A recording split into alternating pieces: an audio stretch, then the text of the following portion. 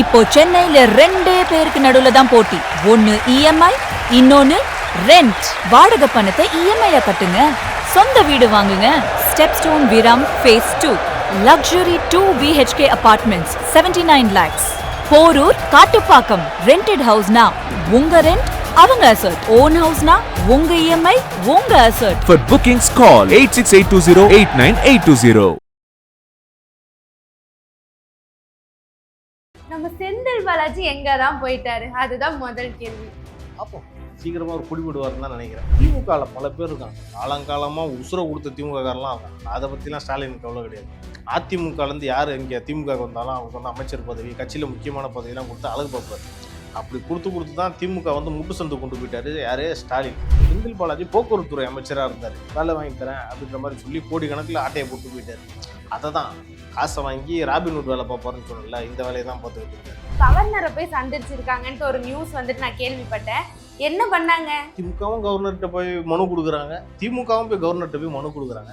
கூட்டாளிகள்ல ரெண்டு பேரும் ஒன்று சேர்ந்துட்டாங்கல்ல, அப்படிதான் பண்ணுவாங்க. விஜயை வந்து எதிர்க்கணும்னா இன்னைக்கு ரெண்டு பேரும் கூட்டு சேர்ந்தா கூட முடியாது. திருச்செந்தூர் கோயிலில் போயிட்டு அமைச்சர் ரமேஷ் அவர்கள் வந்து ஒரு விஷயத்தை தடுத்தார். என்னன்னா, அங்கே இருக்கக்கூடிய அந்த குருக்கள் இவங்கெல்லாம் வந்து பணம் வாங்குறாங்க, லஞ்சம் வாங்கிட்டு வந்து பக்தர்களை வந்து உள்ளே கூட்டு போகிறாங்க.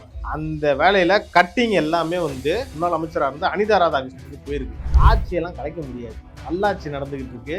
பொத்திக்கிட்டு ஒழுங்காக மக்களுக்கு என்ன பிரச்சனையோ அதை பற்றி பேசிக்கிட்டு காலகாலமாக நாங்கள் இருக்கோம். 77 வருஷம் கட்சி இப்படின்ற மாதிரி உருட்டிக்கிட்டு இருக்கீங்க.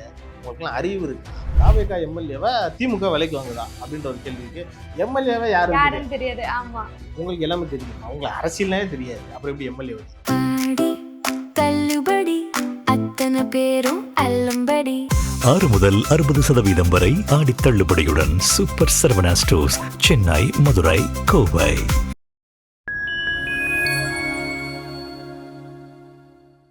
ஃபைன் டைம் நேயர்களுக்கு வணக்கம். நம்ம சேனல்ல தொடர்ந்து 90s vs 2K நிகழ்ச்சியில நிறைய இன்ட்ரெஸ்டிங்கான டாபிக்ஸ் பத்தி பார்த்திருக்கோம். அப்படி இன்னைக்கு ட்ரெண்ட்ல போயிட்டு இருக்கிற ஒரு டாபிக் பத்தி தான் பேச போறோம். வணக்கம்ண்ணா. வணக்கம்.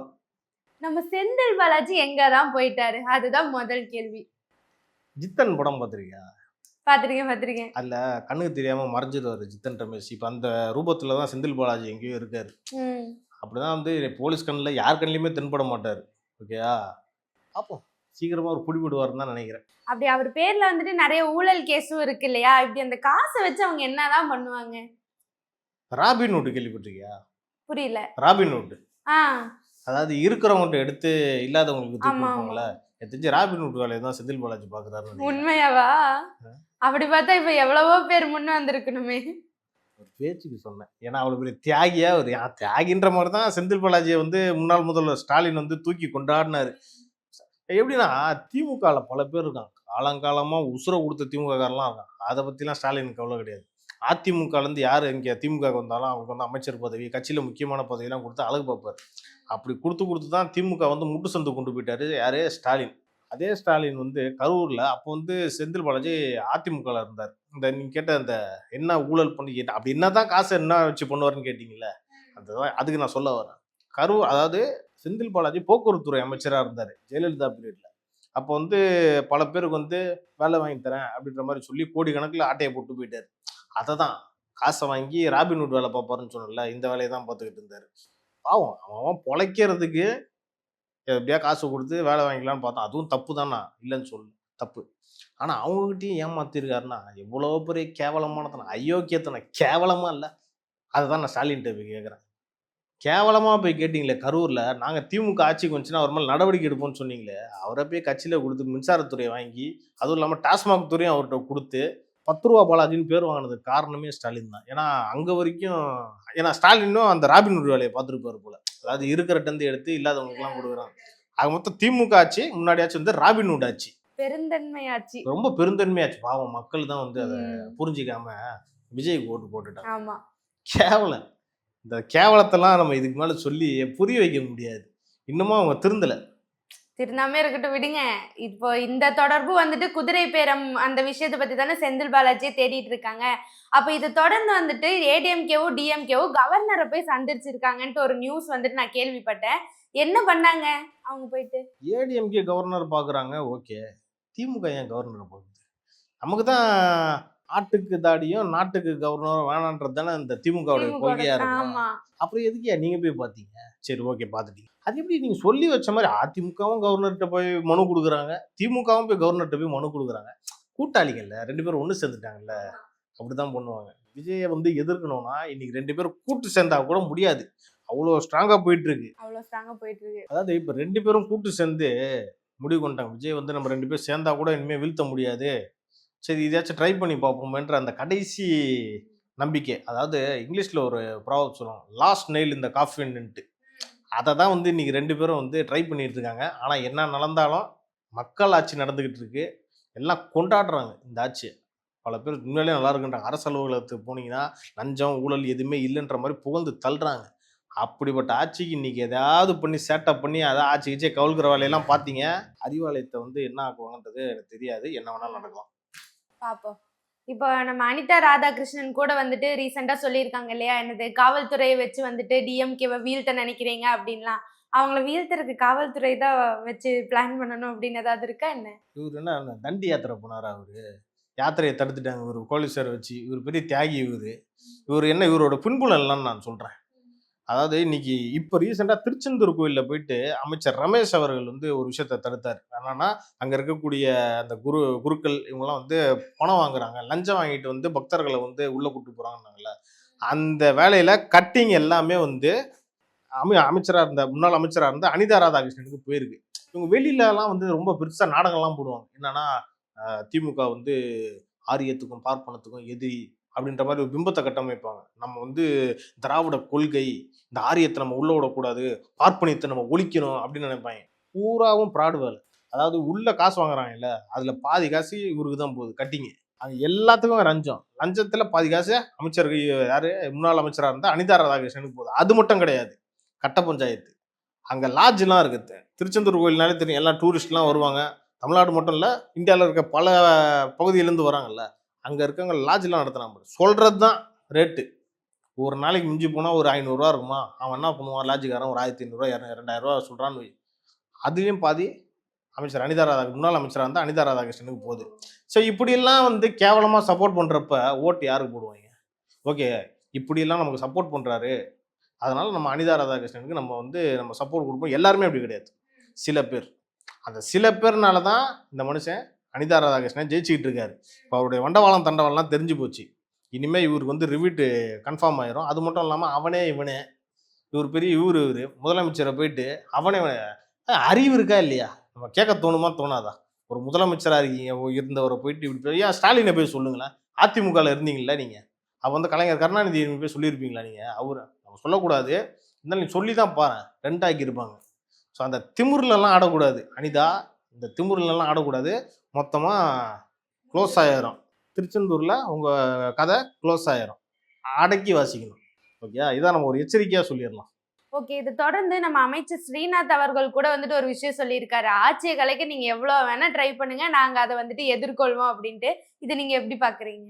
இந்த விவேக் ஒரு விஷயம் சொல்லுவார்ல, ஏய் ஆட்சிங்கிறா, இதெல்லாம் காரைக்குடி பக்கம் போய் கேட்டால் கலவரமே வந்துருண்டான்றாங்களே. அது மாதிரி தான் நீ திமுக ஆட்சிக்காரங்க வாயில வந்தாலே ஆட்சின்னு ஒரு மாதிரி பித்து பிடிச்சி போய் பைத்தியம் பிடிச்சி தெரியுதாங்க. ஆட்சியெல்லாம் கலைக்க முடியாது. நீங்கள் பல விஷயத்த கலைச்சிருக்கீங்க, அதை பற்றிலாம் வெளியில் சொன்னோன்னா கேவலமாயிரும். ஓகேயா? நல்லாட்சி நடந்துக்கிட்டு இருக்கு, பொத்திக்கிட்டு ஒழுங்கா மக்களுக்கு என்ன பிரச்சனையோ அதை பற்றி பேசிக்கிட்டு, அதை பற்றி ஆட்சியை கலைக்கிறேன்னு சொல்லிட்டு இருந்தேன்னா இதை கலைச்சி விட்டுருவாங்க மொத்தத்தை எல்லாரையும். சரியா? நம்ம இது ஒரு எச்சரிக்கையாக சொல்லிட்டு போயிடலாம். ஸ்ரீநாத் அவர்கள் தானே சொல்லியிருக்காரு, நம்ம முதலமைச்சர் திரு விஜய் அவர்களுடைய நண்பர், ஃபிஷரிஸ் மினிஸ்டராகவும் இருக்கார். அவர் தான் நானும் படித்தேன். ஆட்சியை கவிழ்க்கிற அந்த சதியில் அந்த சவாலை சமாளிக்க நாங்கள் தயார் அப்படின்ற மாதிரி அவர் சொன்னார். நம்ம என்ன சொல்லிக்கிறோன்னா, மக்களே உங்கள் பின்னாடி இருக்காங்க. ஸ்ரீநாத் அவர்களே, அமைச்சர் திரு ஸ்ரீநாத் அவர்களே, மக்களே உங்களுக்கு சப்போர்ட்டில் இருக்காங்க. நீங்கள் தைரியமாக பண்ணுங்கள். ஸ்ரீநாத் அவர்கள் வந்து இப்போ சமீபத்தில் தூத்துக்குடியில் அந்த பஸ்ஸு பிரச்சனை வந்துச்சு. பல வருஷம் கோரிக்கை. அங்கே மக்கள் சொல்கிறாங்க, இங்கே வந்து பஸ்ஸே நிற்க மாட்டுதுங்க.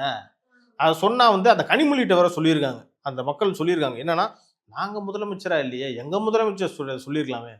உங்களுக்கு வந்து உண்மையில அறிவு இருக்கா இல்லையா? உங்களுக்கு எப்படி தூத்துக்குடி மக்கள் எம்பியா தேர்ந்தெடுத்தாங்கன்றது உண்மையில நான் வருத்தப்படுறேன். ஒரு எம்பியா இருந்தா, ஒரு மக்கள் பிரதிநிதியா இருந்தா என்ன சொல்லியிருக்கணும்? சரிங்கம்மா, உங்க கோரிக்கையை நாங்கள் எடுத்து சொல்றோம், அப்படின்னு சொல்லியிருந்தா நீங்க உண்மையாலேயே ஒரு ஒரு அரசியல் தலைவரா நம்ம ஏத்துக்கலாம். நாங்க முதலமைச்சரா இல்லைன்னா இதெல்லாம் பதிலா? இது கேவலமா இல்லை சொல்லும் போது. மக்கள் என்ன பண்ணுவோம் நாளைக்கு? ஏற்கனவே உங்களை தொடச்சி எறிஞ்சிட்டானுங்க, இதுக்கப்புறம் கொஞ்சம் அங்க கொஞ்சம் ஒட்டிக்கிட்டு இருக்கு, இருந்ததும் வந்துட்டு முடிஞ்சு போயிடும். போயிடும். ஆமா, அததான் ஸ்ரீநாத் அவர்கள் என்ன பண்ணாருன்னா, அடுத்து உங்களுக்கு என்ன பிரச்சனை, அவங்க கொண்டு இருந்து எல்லா கோரிக்கையும் கேட்டுக்கிட்டு அதே மாதிரி பஸ்லயும் டிராவல் பண்ணி, ஓகே இனிமே வந்து இந்த பஸ் ஸ்டாண்ட்ல நிற்கும் அப்படின்ற மாதிரி கண்டக்டருக்கும் ஒரு உத்தரவு போட்டிருக்காரு. இதுதான் வந்து ஒரு தலைமை பண்பு. இன்னைக்கு அதாவது இப்பதான் ஒரு எம்எல்ஏ ஒரு அமைச்சராக இருக்காரு, இவருக்கு இருக்க பண்பு கூட காலாகாலமா நாங்க இருக்கோம் 77 வருஷம் கட்சி இப்படின்ற மாதிரி உருட்டிக்கிட்டு இருக்கீங்களே, உங்களுக்குலாம் அறிவு இருக்கா? கேட்க தானே தோணும். இல்லை உங்களுக்கு மனசாட்சி தான் இருக்கா? ரெண்டுமே கிடையாது. அப்புறம் என்ன அளவுக்கு நீங்களாம் வந்து அரசியல் இருக்கீங்கன்ற மாதிரி நாளைக்கு மக்கள் கேட்டுருவாங்கல்ல. இவங்கெல்லாம் புரிஞ்சிக்கவே மாட்டாங்க. இவங்க வந்து திருந்துனாதான் நல்லது. திருந்தலையா மொத்தமா ஒழிச்சு விட்டு அமுச்சு விட்டுருவாங்க. ஆனா இவங்க பண்ற ஒவ்வொரு விஷயத்துல இருந்து தெளிவா தெரியறது என்னன்னா, எலெக்ஷன் நடந்த டைம்ல கூட ஓகே அடுத்தது டிஎம்கே வரலாம் அப்படின்ற மாதிரி நிறைய பேர் எதிர்பார்த்துட்டு இருந்தாங்க. ஆனா இப்ப இந்த நிலைமையில இருக்கும்போது கண்டிப்பா அவங்க வரவே மாட்டாங்க அப்படின்ற மாதிரி செயல் தான் அவங்க வந்துட்டு இப்ப செஞ்சுட்டு இருக்காங்க நிறைய. அது அவங்களுக்கே தெரிஞ்சு போச்சு, நம்ம இப்படியும் வரப்போறது கிடையாது, நம்ம வழக்கமா பண்ற ரவுடிசனத்தையும் பண்ணிட்டு போகலாம் அப்படின்ற மாதிரி அவங்க ஒரு தோரணைக்கு வந்துட்டாங்க. அதனாலதான் இப்ப திரு உதயநிதி அவர்கள் கூட வழக்கமா இப்போ ஒரு பிஸியா ஒரு ஷெட்யூல்லாம் வச்சிருக்காரு. மக்களை சந்திக்கிற ஷெட்யூல் இல்ல, மேரேஜுக்கு போற ஷெட்யூல். அதாவது இன்னைக்கு எங்கப்பா சோழிங்கநல்லூர், இன்னைக்கு எங்கப்பா குரம்பேட்டையா, நாளைக்கு பல்லாவரம், நாளை கழிச்சு தாம்பரம் அப்படின்ற மாதிரி ஷெட்யூல் போட்டு கல்யாணம் அட்டன் பண்ணிட்டு மணமக்களை வாழ்த்துறாரா? இல்ல, யாரு என்ன பண்றாரு? டிஎம்கே உயர்த்துறாருன்ற பேர்ல ஒப்பாரி வச்சுக்கிட்டு இருக்காரு. அதை தான் பண்றாரு. அதை தான் நேத்து ஒரு இடத்துல திருவரகாட்டுல ஒரு கல்யாணம் நடந்திருக்காங்க. அங்க இன்னொரு விஐபியும் வந்திருக்காரு. அதை பத்தி நான் அப்புறமா சொல்றேன். ஃபர்ஸ்ட் உதயநிதி அவர்கள் சொன்னதை பார்ப்போம். என்னன்னா, தாவேகா எம்எல்ஏவை திமுக விலைக்கு வாங்குதா அப்படின்ற ஒரு கேள்விக்கு எம்எல்ஏவை யாரும் தெரியாது. ஆமா, உங்களுக்கு எல்லாமே தெரிஞ்சிருமா? உங்களுக்கு அரசியலே தெரியாது, அப்புறம் எப்படி எம்எல்ஏ தெரியும்? அந்த கேள்வி மக்கள் கேட்பாங்களா? கேட்க மாட்டாங்க. உங்களுக்கு தான் அரசியலே தெரியாது. கேட்டா ரொம்ப ரொம்ப அரசியல் அப்படியே அறிவு அப்படியே வலிஞ்சு காது மூக்கு வழியா அப்படியே கொட்டுது உதயநிதிக்கு. அப்படியே அப்படி நினைச்சு அவருக்காக பேசிக்கிட்டு இருக்காரு. தாவேகா எம்எல்ஏவை யாரும் தெரியாது, நாங்க எப்படி வாங்கணுமா? அப்ப இனிமே எம்எல்ஏனா இப்ப எப்படி இருக்கணும்? 1000 கோடி சொத்து இருக்கணும், 10,000 ஏக்கர் நிலம் இருக்கணும். இப்படி இருந்தாதான் ஒருத்தன் எம்எல்ஏ ஆக முடியுமா? அவன் எல்லாருமே திமுக காரனா இருக்கணுமா? மக்கள் சொத்தை ஆட்டையை போட்டு இருக்கணும்னு நினைக்கிறாரா? அதாவது இன்னைக்கு திரு விஜய் அவர்கள் ஆட்சியில எளிய பின்புலம் கொண்ட மக்கள் தான் வந்து இன்னைக்கு எம்எல்ஏ. அதை அவங்களால பொறுத்துக்க முடியல, ஜீர்ணிக்க முடியல. அதான் வந்து வன்மத்தை வந்து திருமணம் வாயில அப்படியே கக்கிக்கிட்டு இருக்காங்க. அதான் சொல்றேன், இனிமே முடிச்சு விடலாம். சேப்பாக்கம் சேவகாரெல்லாம் முடிஞ்சு போச்சு. இனிமே அவரோட ஆட்டம்லாம் இனிமே செல்லாது. அண்ணா, இந்த உதயநிதி கூட இன்னொரு விஐபி வந்துட்டு வந்ததா சொன்னீங்களே, யாரது? அவரு வந்து அதிபர். அந்த அதிபர் பேர் வந்து அண்ணன் திரு சீமான் அவர்கள். ஓ, அவரு. இனி அவரும் வந்து ஏன்னா 8% இருந்தாரு, இப்ப 4% ஆயிடுச்சு. அடுத்து 2000, அது வேற விஷயம். இப்படி வந்து எல்லாருமே திரு விஜய் அவர்கள் நான் இந்த 2 மாசத்துல பண்ண சாதனை பெரிய மாபெரும் சாதனை என்ன தெரியுமா சொல்லுவேன்? அதாவது எல்லாரும் கல்யாணத்துக்கு அனுப்பிச்சு விட்டு வச்சிருக்காரு. அதுதான் இருக்கிறதுலேயே மிகப்பெரிய சாதனை. இன்னைக்கு எல்லாரும் கல்யாணத்துக்கு தான் போயிட்டு இருக்காங்க. அண்ணன் இப்போ பாண்டிச்சேரியில் நடந்த ஒரு கல்யாணத்துல கூட ஸ்டாலினும் சீமான் அவர்களும் பக்கத்துல இருந்துட்டு அப்படியே கொஞ்சம் கொலாவுன்னு அந்த வீடியோ எல்லாம் பார்க்கணுமே, கண்கொள்ளா காட்சியா இருந்துச்சு. அந்த வகையில நேத்து வந்து உதயநிதி அவர்களும் சீமான் அவர்களும் ஒரு கல்யாணத்துக்கு போயிட்டாங்க. அப்படியே கட்டி தள்ளி தம்பி எப்படி தம்பி இருக்கு, அண்ணன் சூப்பரா இருக்குன்னு அப்படின்ற மாதிரி இந்த ஒரு விஜய் சேதுபதி பண்ணுவார் தெரியுமா ஏதோ ஒரு படத்துல, நடுவில் கொஞ்சம் பக்கத்தை காணும்னு நினைக்கிறேன். 2 பேரும் அடிச்சுக்கிட்டே இருப்பாங்க. திடீர்னு வந்துட்டு அண்ணா எப்படின்னா இருக்கீங்க அப்படின்ற மாதிரி ஒரு காமெடி இருக்குல்ல, அந்த மாதிரி தான் 2 பேருக்கும் இன்னைக்கு நடந்திருக்கு. இப்போ போற போக்க பார்த்தா திமுகவும் நாம் தமிழர் கட்சியும் எதிர்காலத்துல கூட்டணி வைக்க போறாங்க. 2 பேரும் முடிச்சு வந்து போறோம். ஆமா, சேப்பாக்கம் சேகுவாரா அந்த சைடு போறாரு அந்த அதிபர், இந்த அதிபர் வந்து இந்த சைடு போறாரு. நடுவுல நம்ம தளபதி திரு விஜய் அவர்கள் சிறப்பான ஒரு ஆட்சியை கொடுத்துக்கிட்டு இருக்காருன்றத மக்கள் வாயில நம்ம சொல்லிக்கலாம். ஓகேண்ணா, இன்னைக்கு நம்ம ரொம்ப இன்ட்ரெஸ்டிங்கான டாபிக் வந்துட்டு பார்த்தோம்னு நான் நினைக்கிறேன். இதோட அடுத்து என்ன பண்ண போறாங்க, இவங்க அடுத்து என்ன வச்சிருக்காங்க அப்படின்றத நம்ம அடுத்த வீடியோல பார்ப்போம். நன்றி.